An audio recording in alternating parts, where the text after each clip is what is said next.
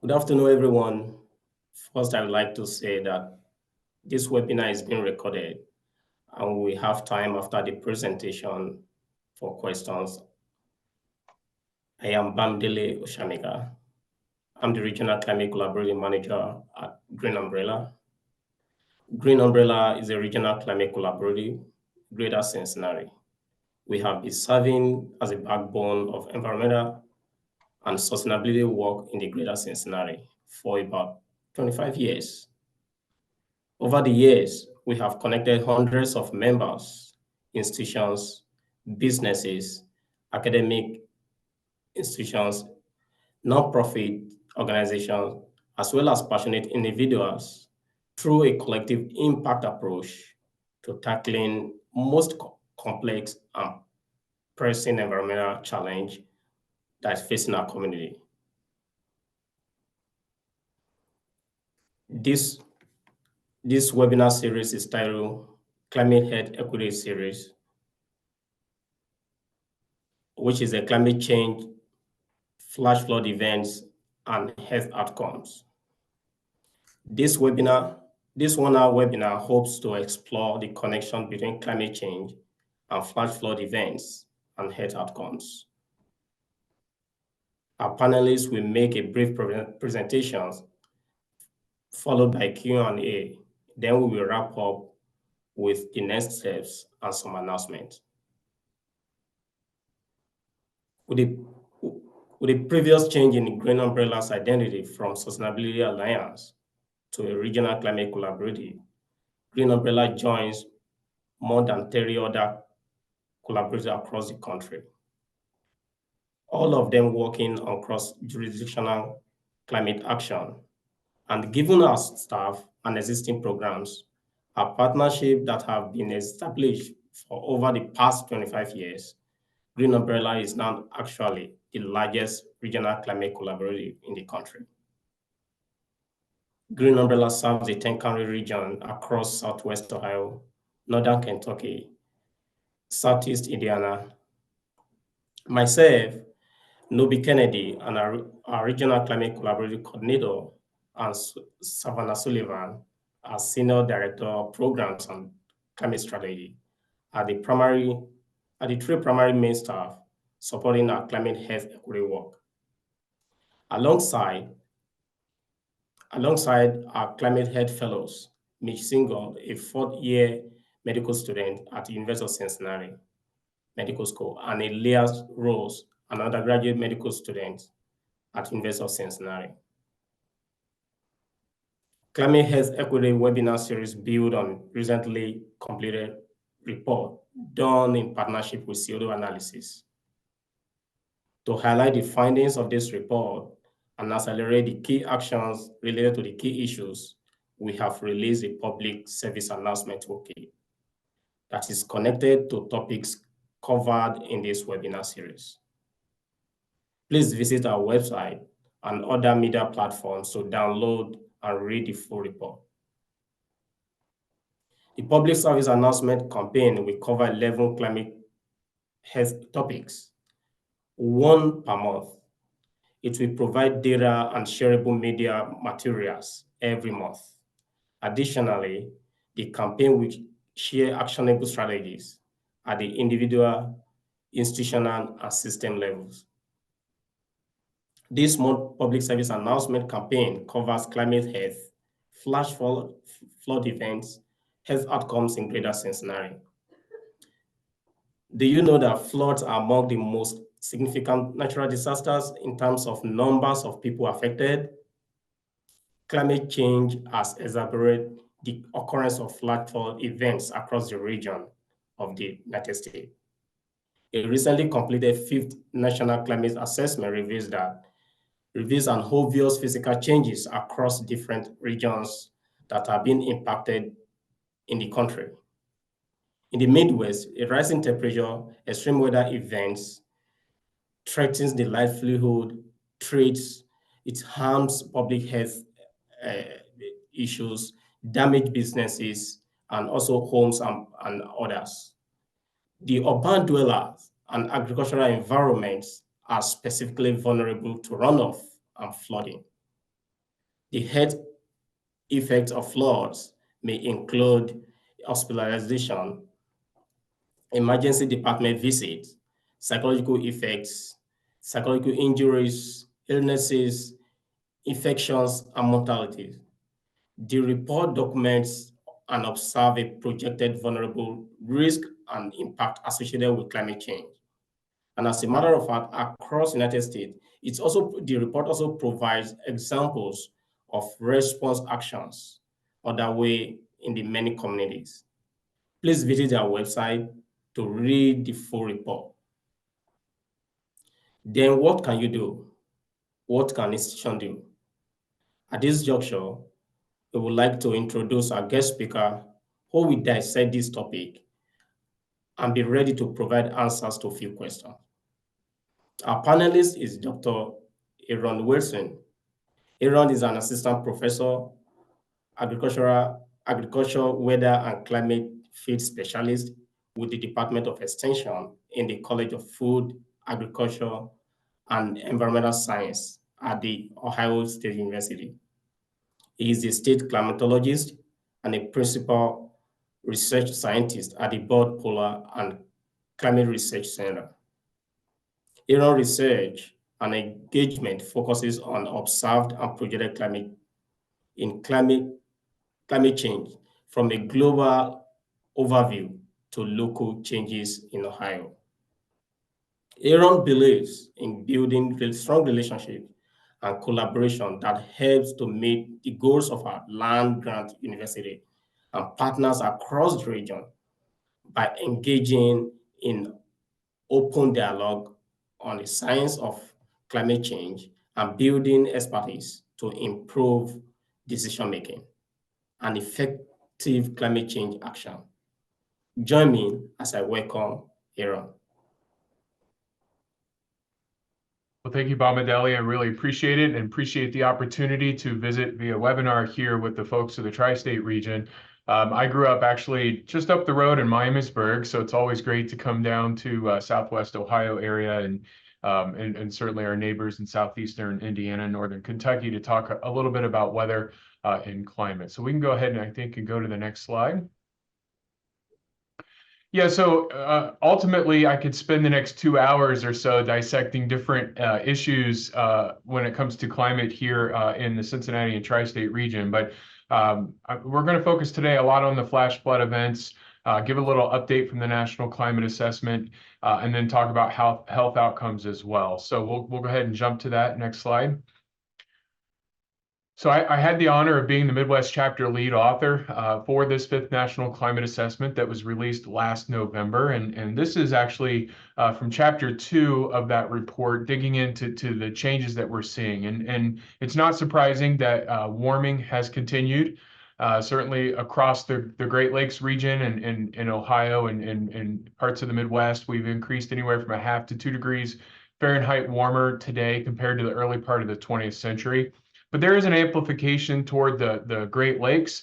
Important for our region as well as our winters and springs are warming much faster than our summer. Summer daytime highs are not necessarily getting warmer, but our summer overnight lows are getting warmer. And then, of course, when you add additional water vapor to the atmosphere and higher humidity, we see big impacts in our heat and our heat stress, and especially for vulnerable populations and low wealth and communities of color across the Midwest as well. So that's, very much a theme of these disproportionate impacts across our region.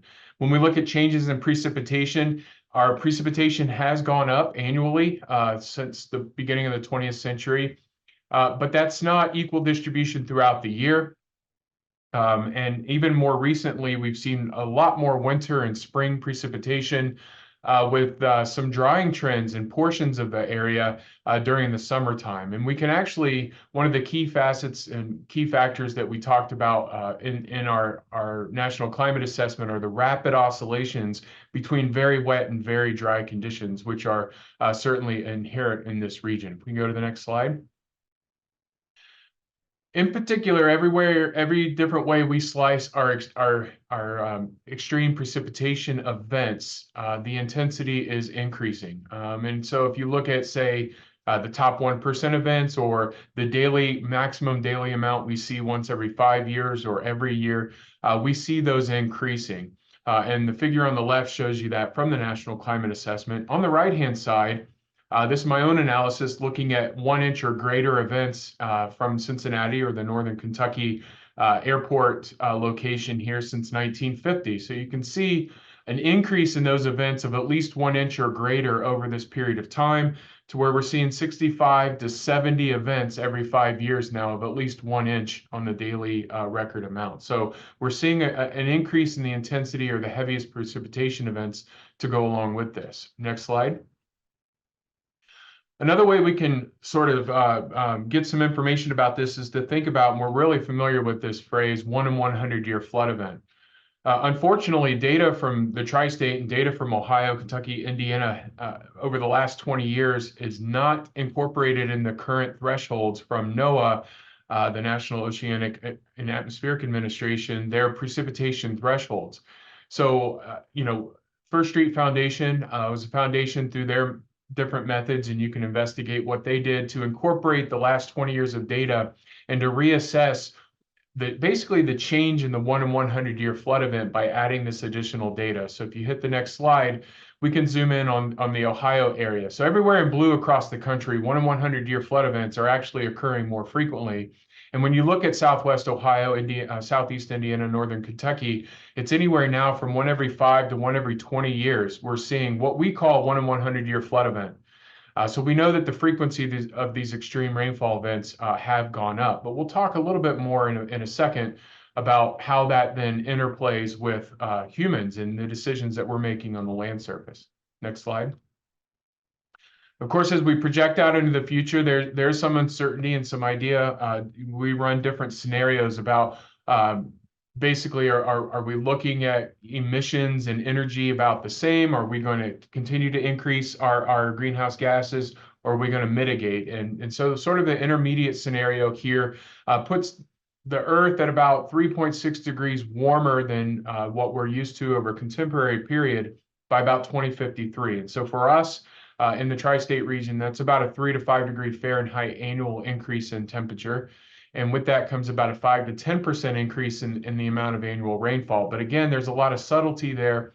Seasonality, extreme versus oscillations. It doesn't mean we won't have more droughts as well. And this interplay between droughts and extreme rainfall is very much likely to continue to impact our region here in the tri-state. Next slide.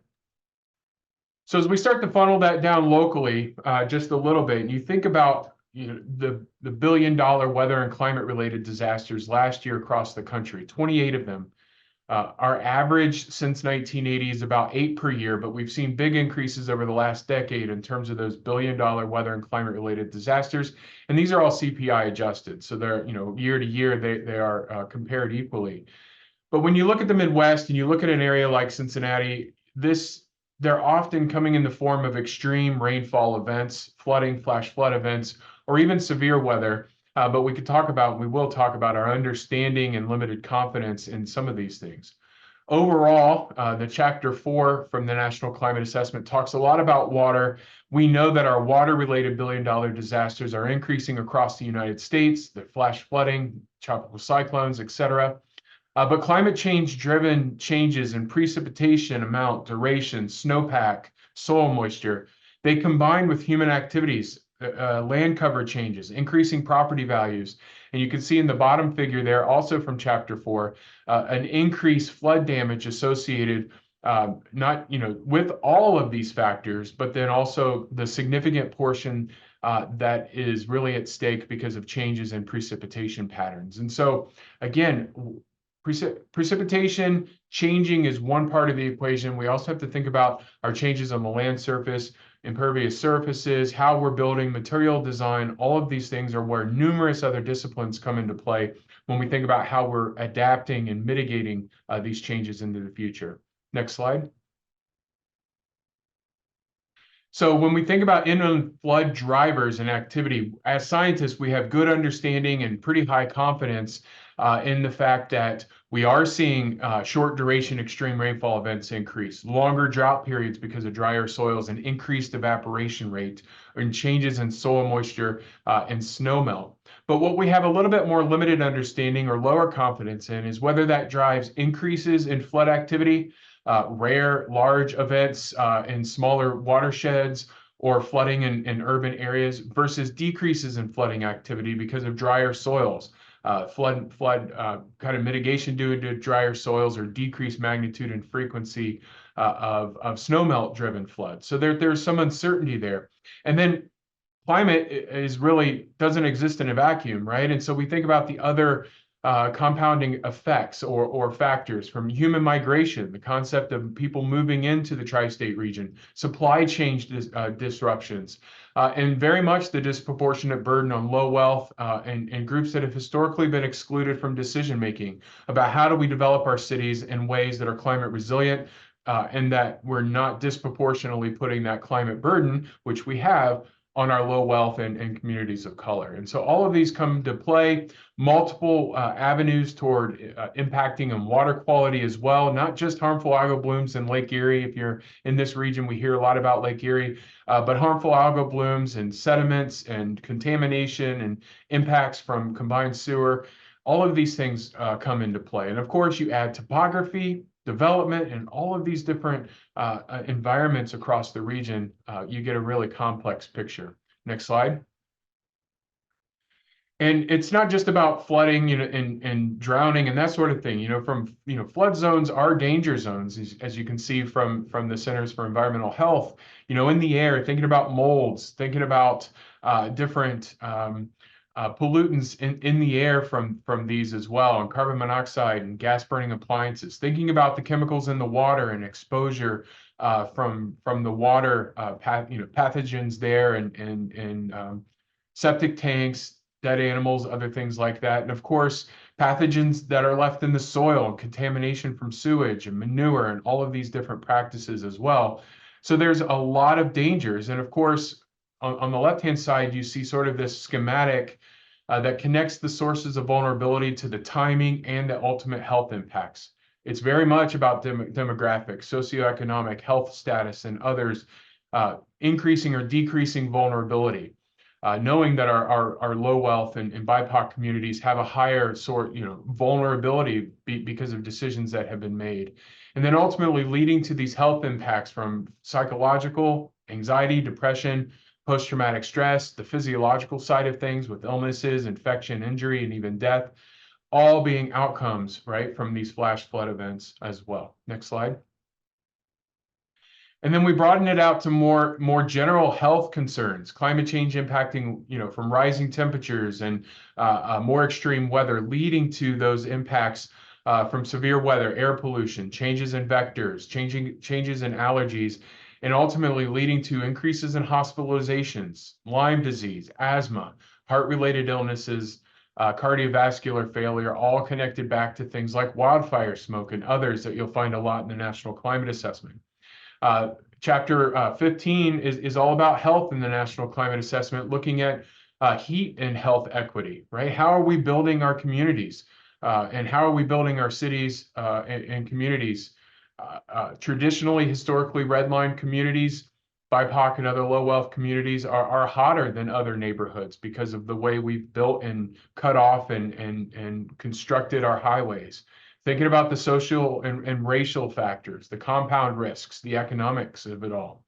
And then thinking about climate-sensitive infectious diseases. I mentioned Lyme disease and ticks. That's certainly up across the Midwest. We addressed that in the Midwest chapter, but also mosquitoes and some what was often thought as tropical diseases becoming more prevalent across the region. Next slide. And when we think about how we react, right, we're making three decisions here. We're going to mitigate, we're going to limit the amount of greenhouse gases going into the atmosphere so that we can limit the future impacts on climate. We're adapting, so we're changing our behavior and how we design and build things based on the pressures that we see. And both of those can be really costly, but we know that the costs into the future are even greater. And then ultimately, if we choose to do nothing, we're suffering. And that's where our vulnerable populations, low wealth BIPOC communities suffer even greater because they don't have the resources to adapt that way. So we need to be mindful about how we are implementing adaptation and mitigation strategies. And I like this comment here, thinking of from a health enterprise or a health, in hospital sort of situation, thinking about the health burden of polluting energy resources is now so high that moving to cleaner and more sustainable choices for energy supply, transport, and food systems effectively pays for itself. It seems costly today, but the costs are going to be exponentially higher into the future. All of our economic reports point to that. So how can we work to prevent today premature deaths, emergency room visits, and loss of income and livelihoods because of the climate changes that we're seeing? Next slide. And working with local hospital here, Wexner and Columbus, but many of our hospital partners, the concept that you can improve operations as well from a mitigation perspective and limiting those greenhouse gases without reducing quality of care. We think about these scope 1, 2, and 3 emission scenarios, but thinking about how efficient our facilities are. Have we done an audit on our energy? How are we heating and cooling our buildings? Is the electricity in scope 2? So is the electricity coming from renewable sources? And then ultimately in step 3, can we reduce the quantity or types of materials in our waste stream? How do we travel? How do we, can we telework? Can we do more webinars versus conferences in person? Or what are the expectations on our vendors, landlords, and contractors? So it's a way of thinking about those upstream activities that ultimately lead to those downstream activities and impacts as well. So next slide. That's quite a bit of information in about 10, 12 minutes here. Hopefully it's enough to open up conversations and to get others started. Again, we can talk about the many issues that we have across the Midwest. The Midwest is often viewed as a future refuge from climate change, and I think that undermines a bit the message here that our residents, our populations, and our activities are threatened by climate change, and we need to think about all of these actions from the mitigation to adaptation and also education and outreach when it comes to talking about climate change. So I'll stop there, and I think I'll turn it back over to Bamidele to open up for questions. Thank you. Thank you, Dr. Wilson. Really appreciate your presentation. So at this moment, I would like to ask a few questions from Dr. Wilson. But before I go ahead, so I want, if anyone have a question, please, I want you to drop it at the chat box so we circle back to it again later in the Q&A session. So the first question I would like to ask is, how does climate change exacerbate the incidence of flash flood events in Greater Cincinnati or in the region of Tri-State? Yeah, so I covered this a little bit, but overall, we're seeing, for years and years, the conversation around climate change and global warming was really that changes in temperature.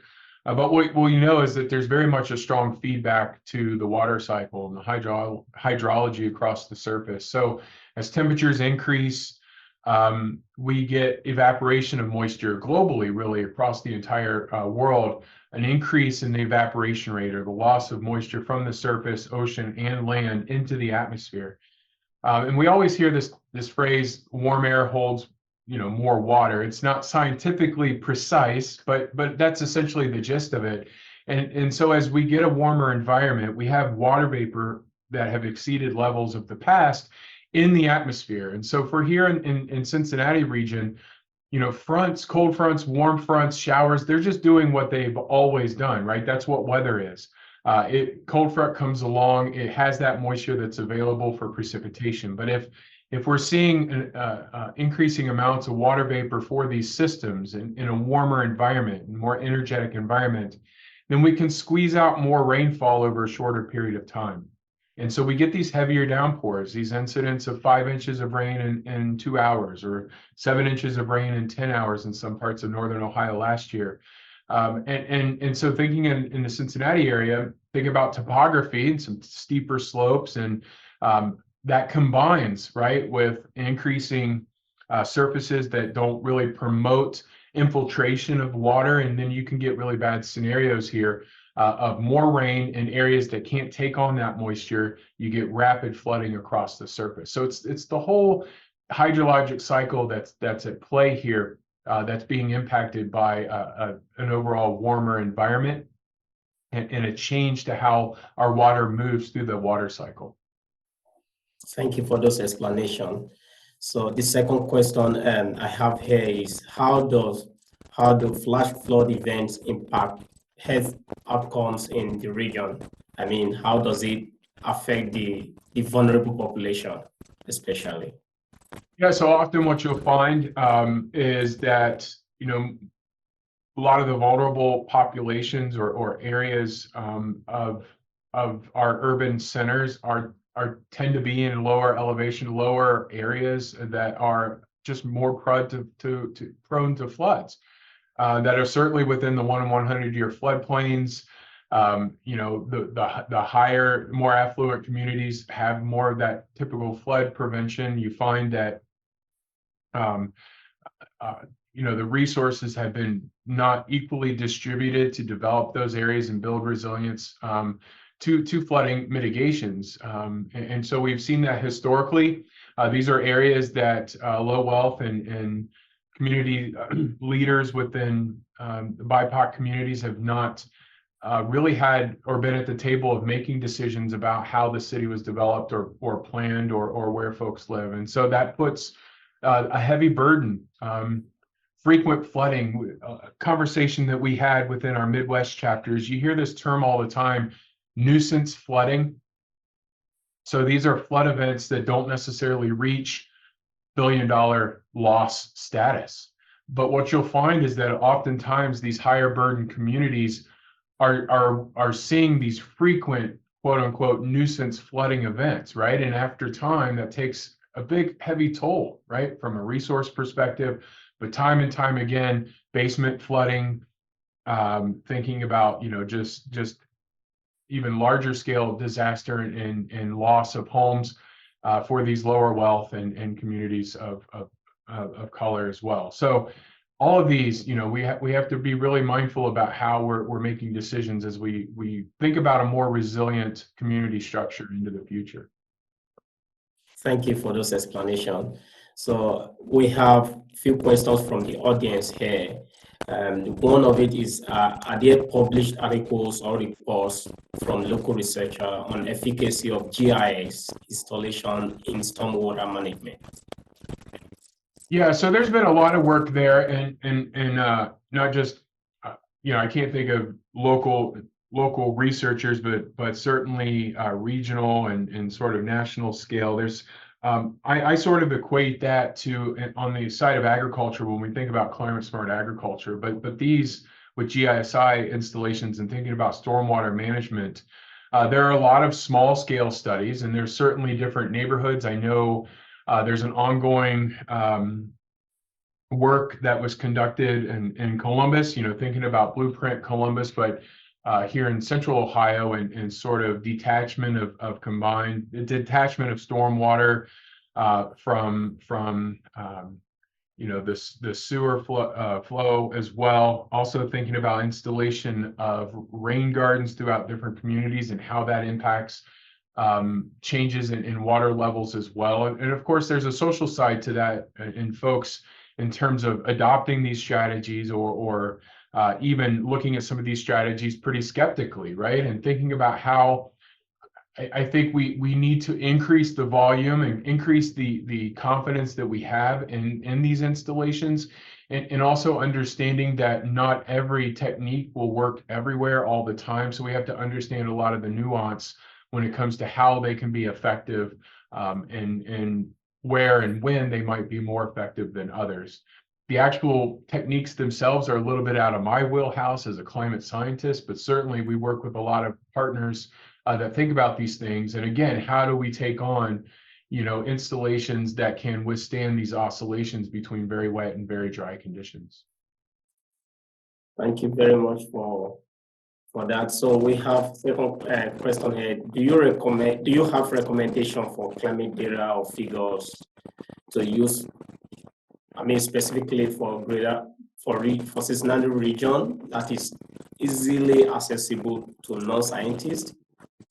Yeah, I mean, really, the National Climate Assessment figures is one level of doing that. These are meant to be accessible. They're meant to be uh, provided in a way that everyone can find value and utilize those, especially when it comes to climate communication.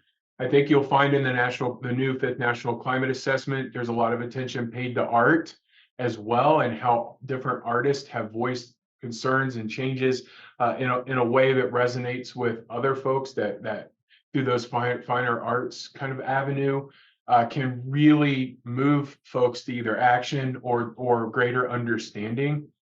As a state climatologist, I'm constantly thinking and revising and creating ways that I can communicate some of those figures and data to think about more infographic type things. I think that that's always a little bit more attractive and accessible to folks.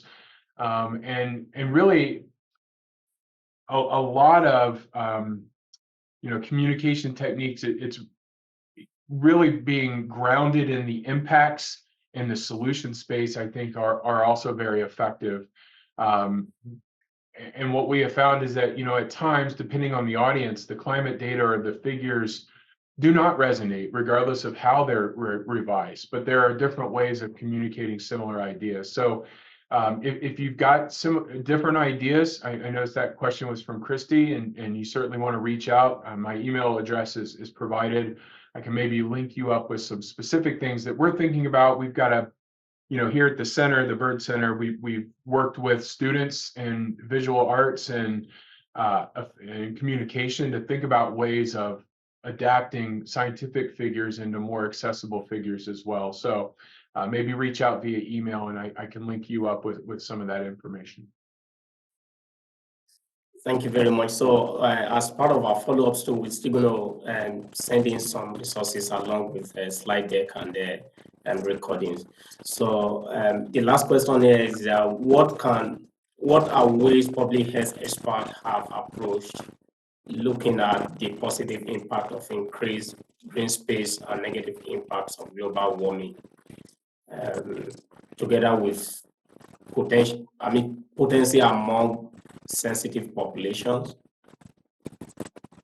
Yeah, so not thinking about this a little bit, all I can do is talk about the partners here at Wexner Medical Center here in Columbus, and thinking about again, back to the idea that a lot of our climate impacts, again, are very much connected to these, to the social determinants of health. And thinking about, some areas of work that really need to be done are the impacts on, specific and local populations with certain shared realities. I think that there's more work there. A lot of our public health partners have approached it from, sort of a planning or not necessarily, but when it comes to heat, more of an eye for emergency preparedness and thinking about these combined impacts. We were thinking about, during time of COVID, for instance, and with more extreme heat or heat index in the summertime, what do these combined effects really, and how can we prevent these, sort of disasters on a health outcome with these kind of approaches.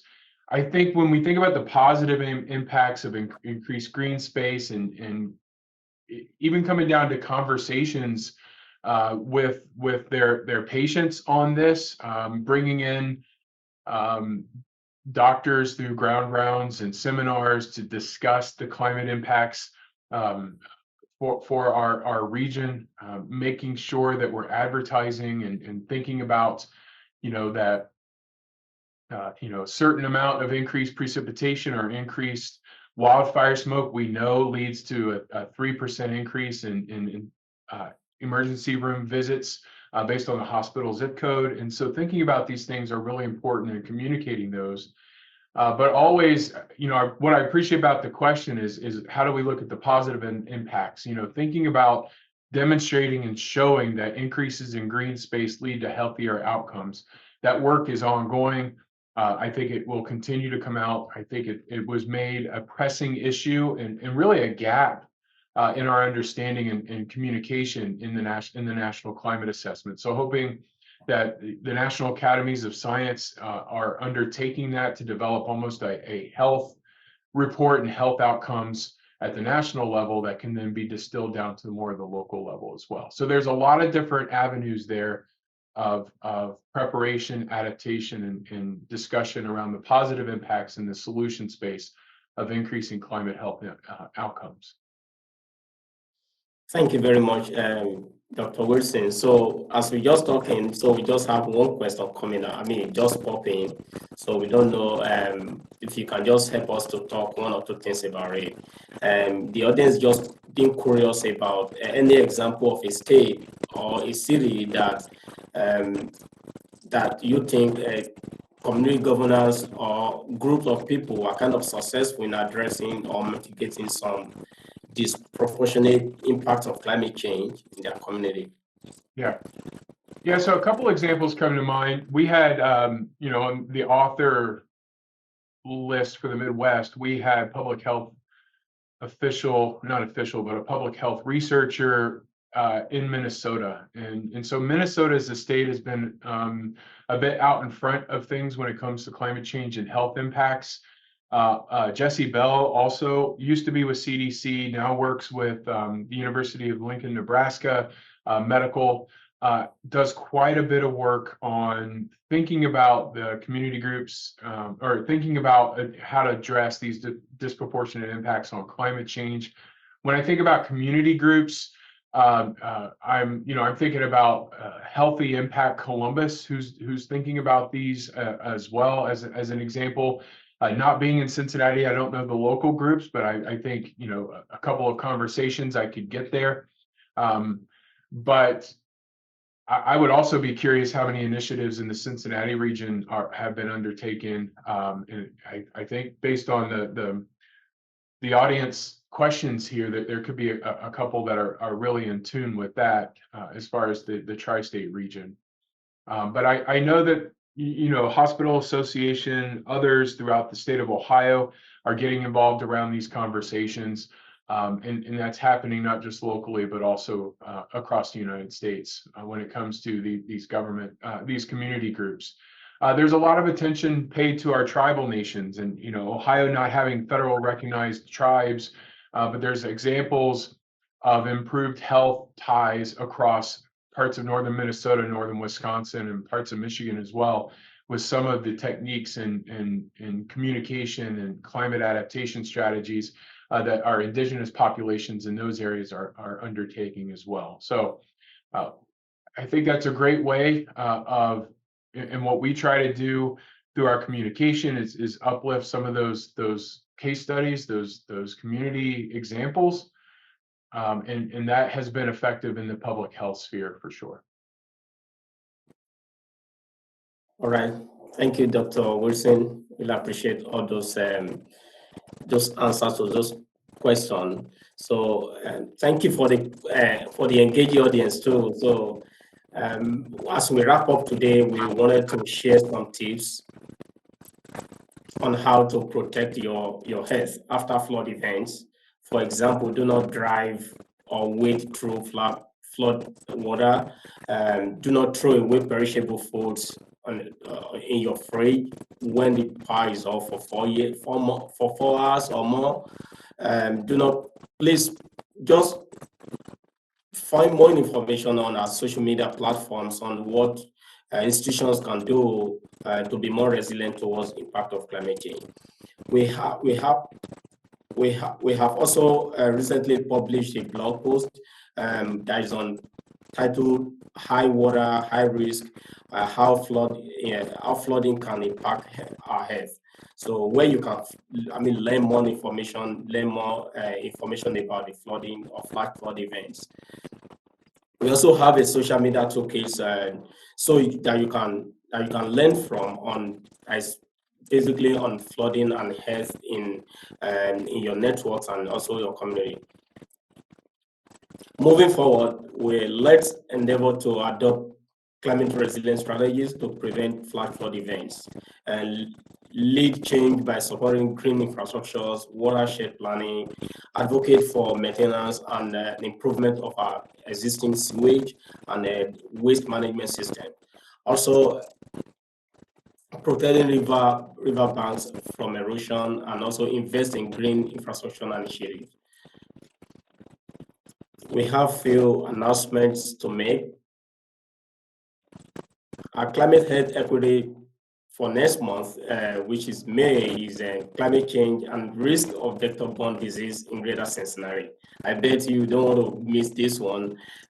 Coming up also, by May 2nd is our Midwest Sustainability Summit, so which is the biggest sustainability summit in the Midwest. And our theme for this year is From Vision to Action. And a keynote speaker is Jacqueline Patterson, a founder and executive director for Shizom Legacy Project.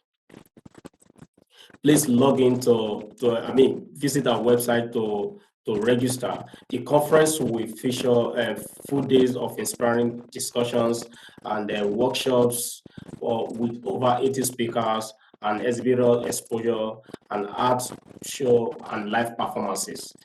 To be inclusive, we also have a pay what you can option. So learn more and register on midwestsustainabilitysummit.org.